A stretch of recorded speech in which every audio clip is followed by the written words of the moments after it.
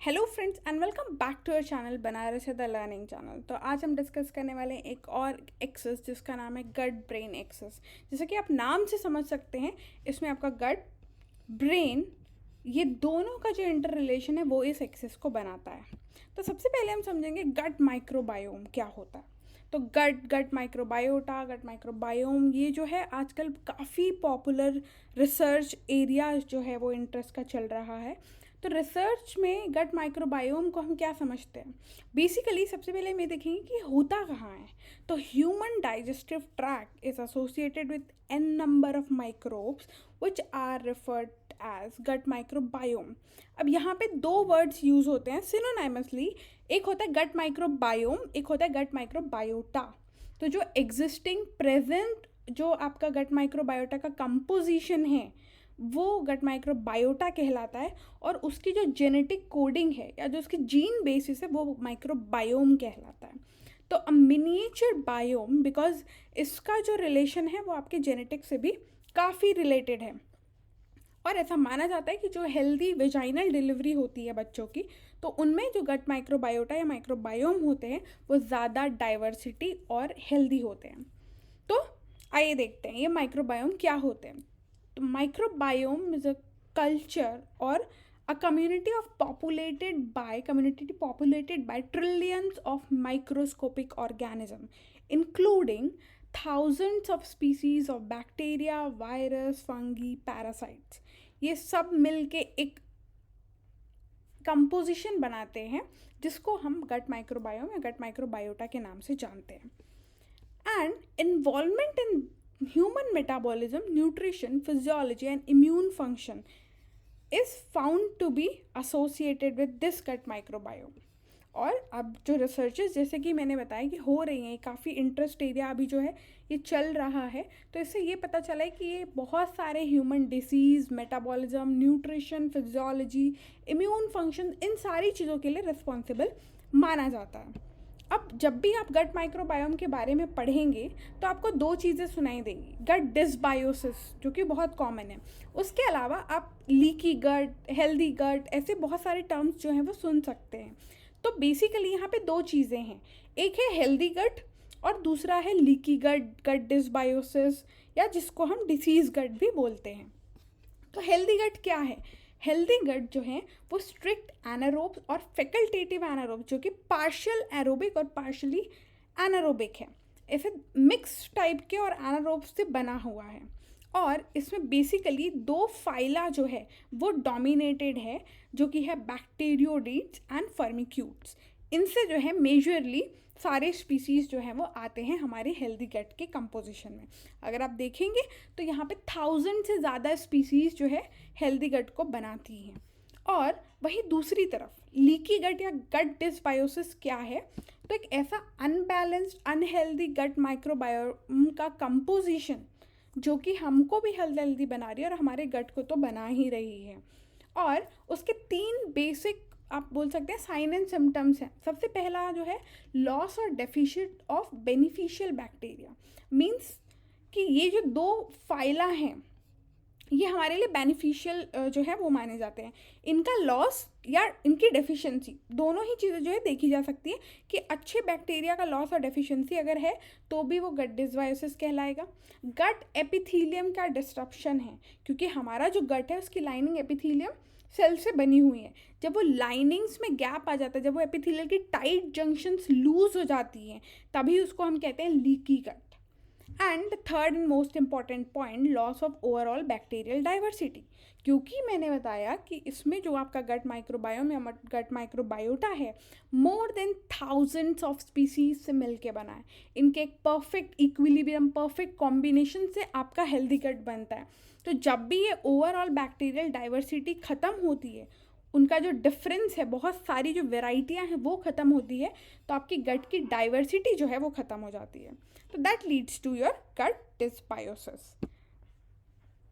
फिर अब ये कैसे कॉन्सेप्ट से मैच किया या हम गट ब्रेन एक्सिस को कैसे रिलेट कर पाते हैं, तो पहले हम ये समझेंगे कि गट ब्रेन एक्सिस होता क्या है। तो gut brain axis is the bidirectional link between central nervous system and enteric nervous system.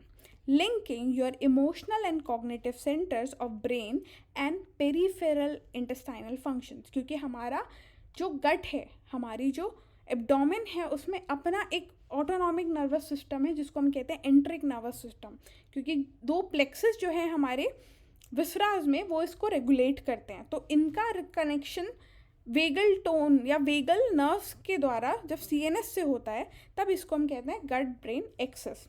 और ये जो गट ब्रेन एक्सेस है वो न्यूरल, एंडोक्राइन, ह्यूमरल या हार्मोनल और इम्यून इंटर रिलेशन का एक परफेक्ट एग्जाम्पल है. तो आइए देखते हैं कि इससे ये बाई डायरेक्शनल रिलेशनशिप एस्टैब्लिश कैसे हो रही है. ब्रेन टू गट, ब्रेन कैसे रिलेट कर रहा है गट से?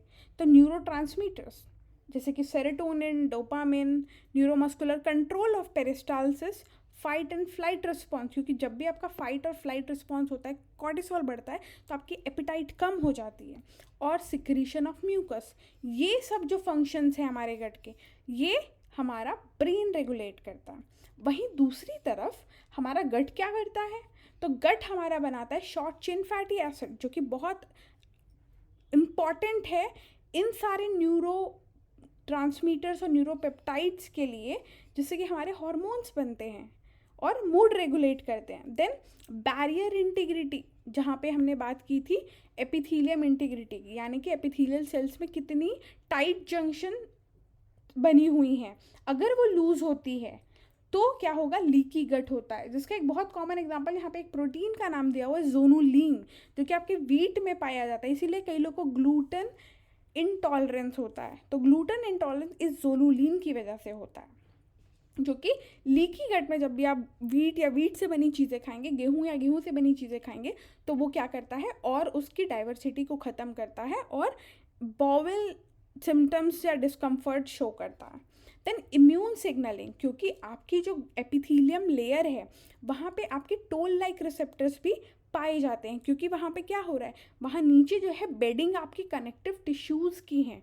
तो उस बेड पे, उस एपिथीलियम लेयर पे आपके टोल लाइक रिसेप्टर्स होते हैं कि जब भी वहाँ पे कुछ भी डिसरप्शन होगा वो तुरंत इम्यून सिग्नलिंग करेंगे. तो आपकी गट इम्यून सिग्नलिंग का भी काम करती है. देन न्यूरोपेप्टाइड्स एंड न्यूरोट्रांसमीटर्स, तो आपकी गट की फुलनेस, उसकी कंप्लीशन, उसका कैसी आप डाइट ले रहे हैं, वो सब कुछ जो है आपके मूड और बिहेवियर को अफेक्ट करता है via neuropeptides and neurotransmitter production and synthesis. और सबसे इम्पॉर्टेंट जो इन दोनों को लिंक करता है वो है वेगस नर्व, क्योंकि ब्रेन आपका विसरा से या गट से जो है वेगस नर्व के थ्रू कनेक्टेड है, और ये वेगल टोन जो है वो एक्टिवेशन या डीएक्टिवेशन करती है इस एक्सेस का. देन अगर हम इसको क्लोजली देखेंगे तो ये एक्सेस कैसे रिलेटेड है, तो एमिगडाला, हिप्पोकैम्पस जो हमने प्रीवियस 2 एक्सेस में देखा, सेम मैकेनिज्म है कि कोई भी चीज़ को अगर आप थ्रेट परसीव कर रहे हैं या अच्छा महसूस कर रहे हैं तो एमिगडाला, हिप्पोकैम्पस जो आपका लिम्बिक सिस्टम है वो इसके लिए रिस्पॉन्सिबल है.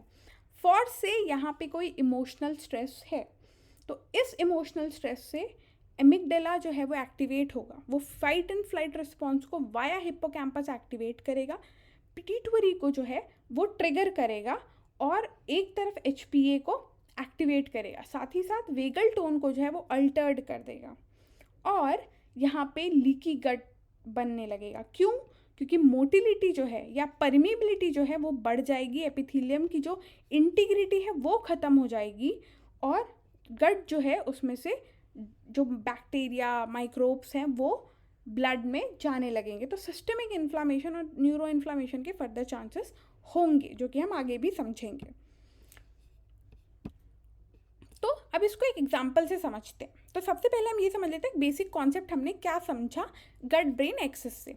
तो सबसे पहले हम देखेंगे कि ब्रेन से स्टार्ट करते हैं, ठीक है, या फिर गट से स्टार्ट करते हैं. गट ब्रेन एक्सेस तो आपको इजीली याद रहेगा कि गट हमारा क्या है, हमारे डाइवर्स माइक्रो ऑर्गेनिज्म जो कि कॉलोनीज में पाए जाते हैं. बेसिकली 2 फाइला जो है वो ज़्यादा डोमिनेंट है, बैक्टीरियोडीट्स एंड फर्मिक्यूट्स. अब ये कैसे रेगुलेट या इन्फ्लुएंस होता है? हमारी डाइट से.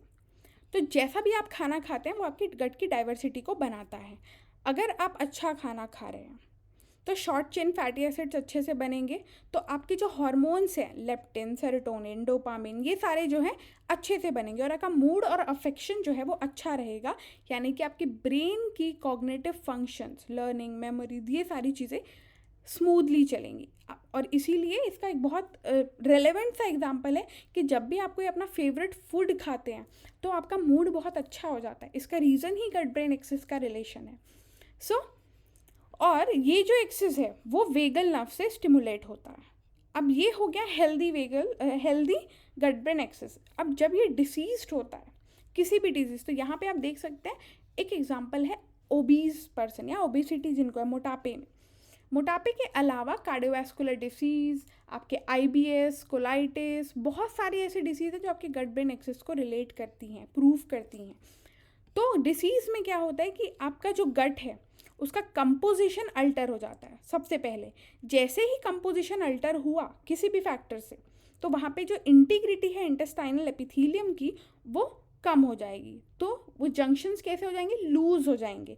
वो जंक्शंस जैसे ही लूज़ हुए वो बनाएगा लीकी गट।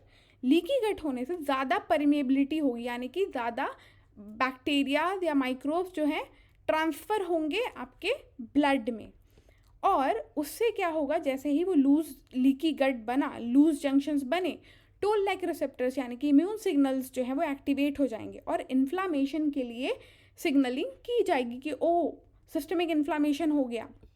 देन इस कंडीशन को हम सिस्टमिक इन्फ्लामेशन या एंडोटॉक्सेमिया के नाम से भी जानते हैं, जो कि फर्दर न्यूरो इन्फ्लामेशन कॉज करता है, क्योंकि वही ब्लड जो है आपके ब्रेन को भी सप्लाई होगा।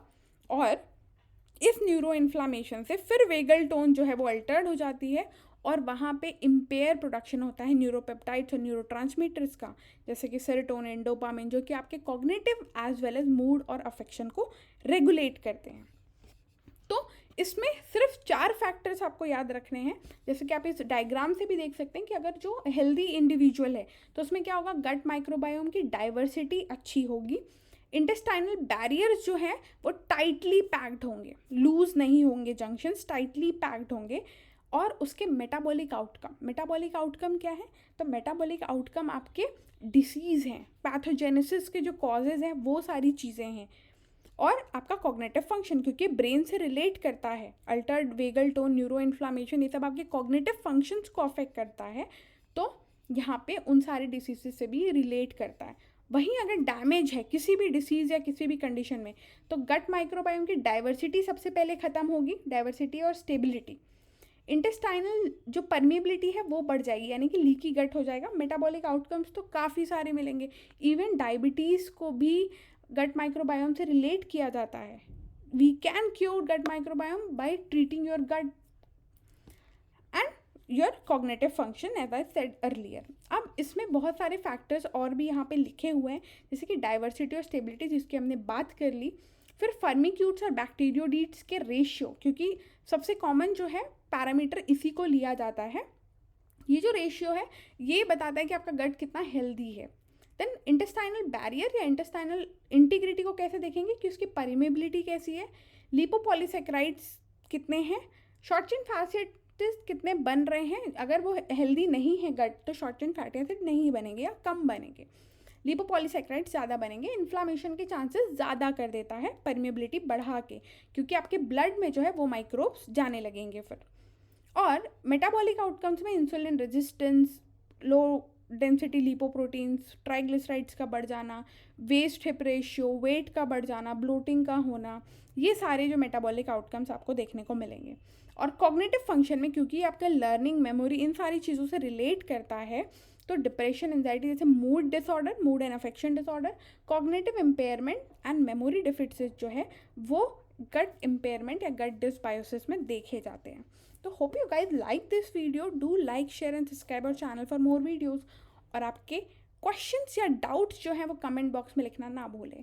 Thanks for watching.